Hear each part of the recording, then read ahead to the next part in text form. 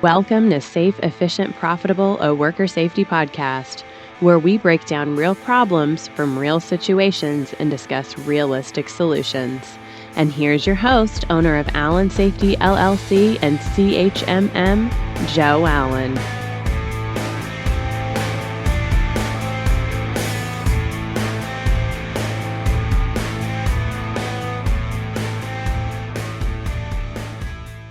This is Joe, back for another great episode. We're on episode 8 today, and we had a guest we brought on a few episodes ago, Jen. I thought she did a real good job, and she gave me some different ideas, and we talked about some different things in the episodes. And one of the things she said is, should we have another guest? And we said, sure. So we tried to find somebody else out there, and for episode 8, we're bringing on another guest.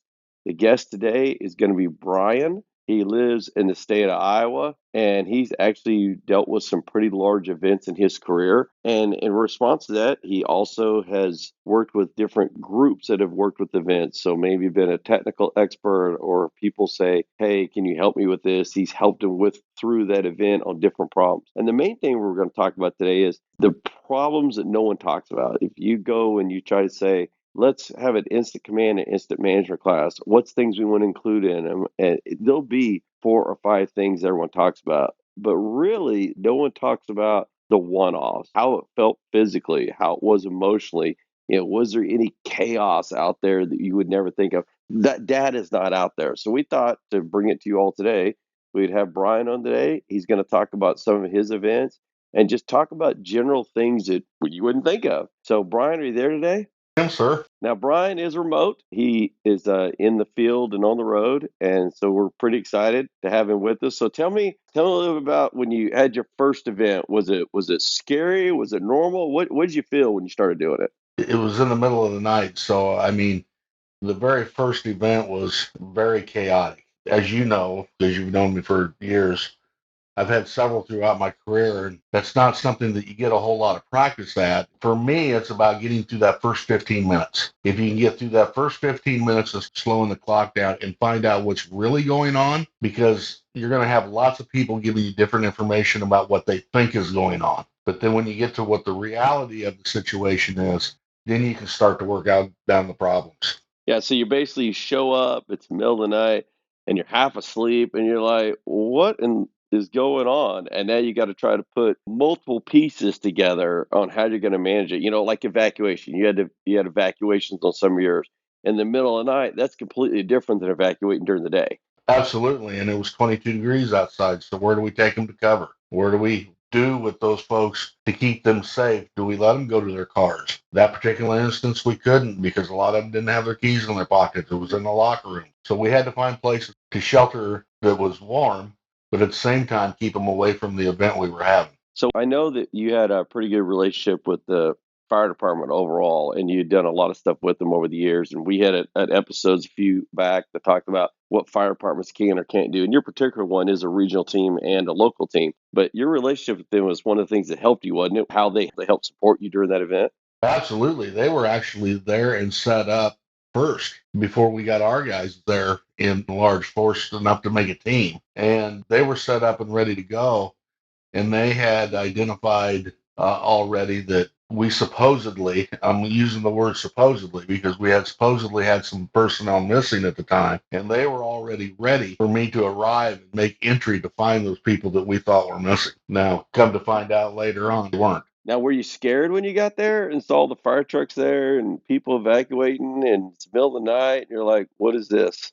Actually, I was not scared because my relationship with them was so tight that by that time, that I was actually on the phone with them on the way to the plant. They had me pretty much prepped to arrive on the scene. Yeah, plant had done drills in the past with the local fire department, and they had basically worked together on what their different roles would be. And as they did that, it was kind of interesting to see that night how it all took its course in the way we had talked about. It was pretty cool.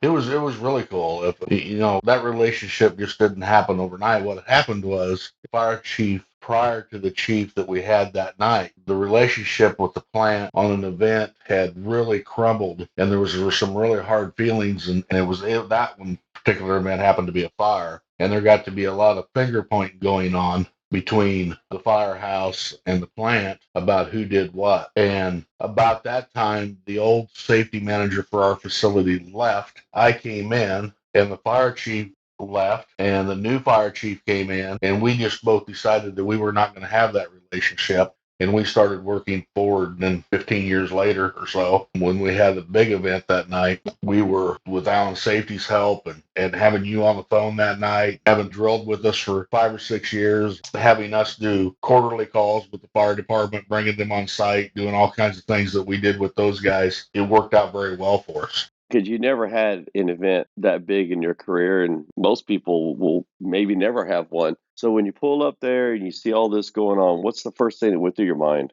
The first thing that went through my mind is that we didn't find those people in the first 2 or 3 minutes. It was no longer going to be a rescue. It was going to be a recovery. And I just knew in my heart that with the amount of ammonia that was coming off the top of that building that night, we had a real problem unless we found those people rather rapidly. And just for everyone's clarification, in response to that, there was no people really hurt that bad. The reports they had, a lot of people were unaccounted for, wasn't really true. And you're going to get that. You're going to get mixed information the first few minutes from different views and different people. So that was pretty interesting. Now, they had some stuff go on before Brian got there, but once Brian got there, the fire department got there, and the team got there, the event, almost like Brian said, kind of slowed down, and they started managing every 15 minutes, and that lasted for a while. Yeah, the actual leak part of it, the initial call came in at 2:10 in the morning, and we didn't call the leak done until almost 7:45 that night.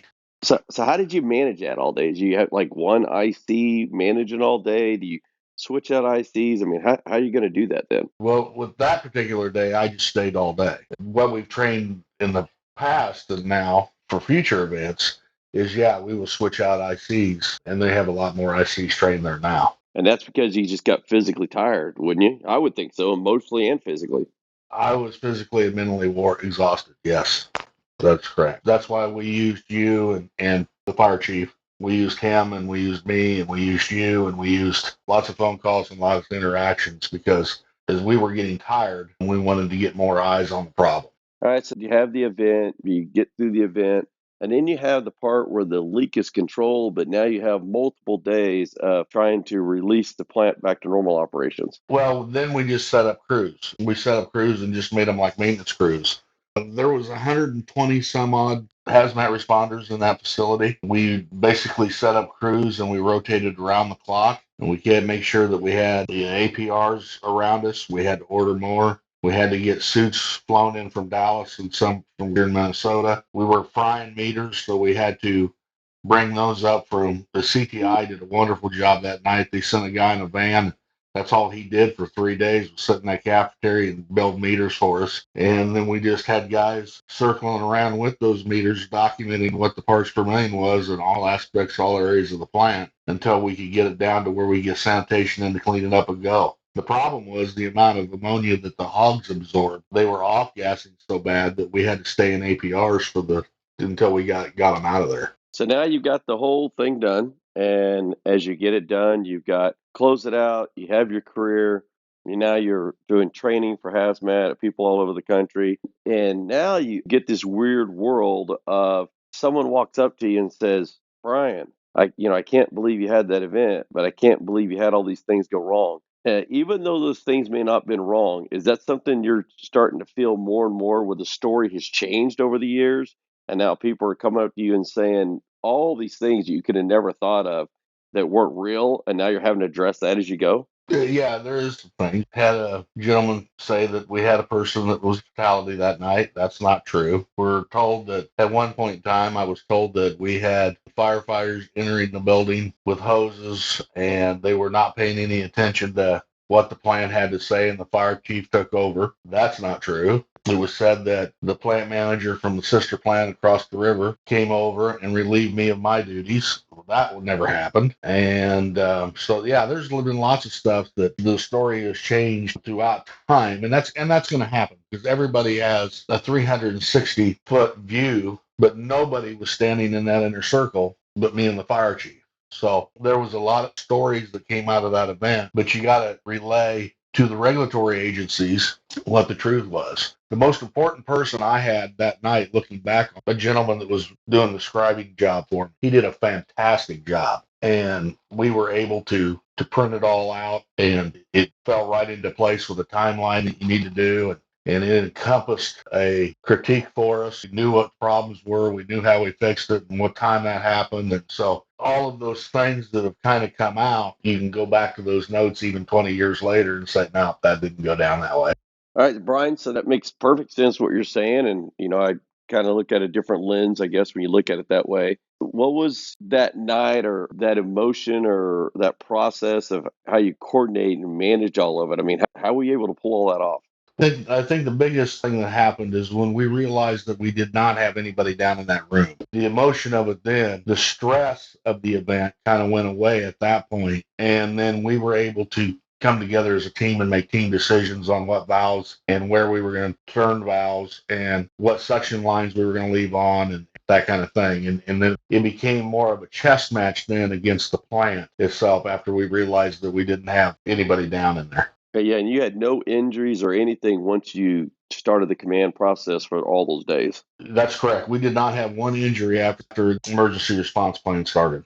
I only had one person really got after me during the event. And the only reason he got after me was he was scared. So I just calmly sat the crew down and told them that night that we were not going in until everybody was comfortable with the plan that we had in place. And if they were not comfortable with the plan we had in place, we were going to start over and come up with a new plan.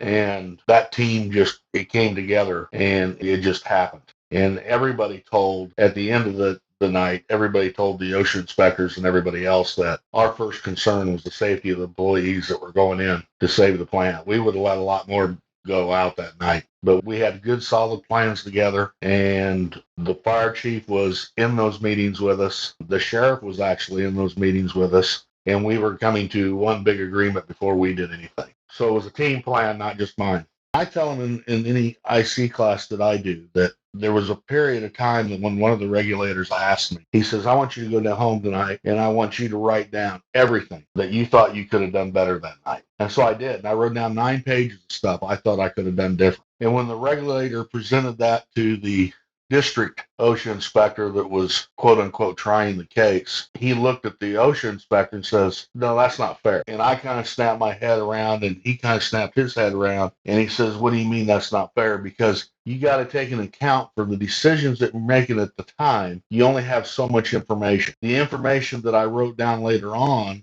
in those 9 pages, I had a different set of information. I had all the information. When I made the decision, I didn't have all the information. And so what that guy was trying to tell me is you guys have known me for a long time. I equate everything back to football. It's easy to call plays. It's easy to find football plays that'll work after you know what the outcome is going to be of the play that you call, because then you can see the defense and you can see all that. So it's easy to be an armchair quarterback. It's not so easy to be the quarterback that's in the game at the time. And so that's what the emotion of that. After he said that, I have not had any problem with people second guessing, because I say to them very calmly, you aren't there. You have all the information now. You have information that I didn't have at the time that I made that decision. And then, so now you got all this scribe logger that writes all these notes out. How long is that stuff looked at? 3 months, 5 months, up to a year? I mean, how is it managed for a long time? Do agencies look at it for a long time, or how does that work, that information? Well, I know that the company I was working for sold to a different company, and then I left that company and went to work for you, and that window would have been a 3-year period, and they were still using those logger notes 3 years later. That's a long time. That's a long time. All right, so we're going to get wrapped up here. We appreciate Brian able to come on this and talk to us a little bit on our episode. Brian, thank you for your time. And for everybody out there listening, we appreciate you listening as always. Thank you. Each one have a great day. Thank you for listening to Safe, Efficient, Profitable, a worker safety podcast. If you like what you heard here, please take a moment to write us a quick review, like, subscribe, and share our podcast so that others can find us. For questions or to request topics that you'd like to hear on our next show, please visit us at www.allen-safety.com. Thank you.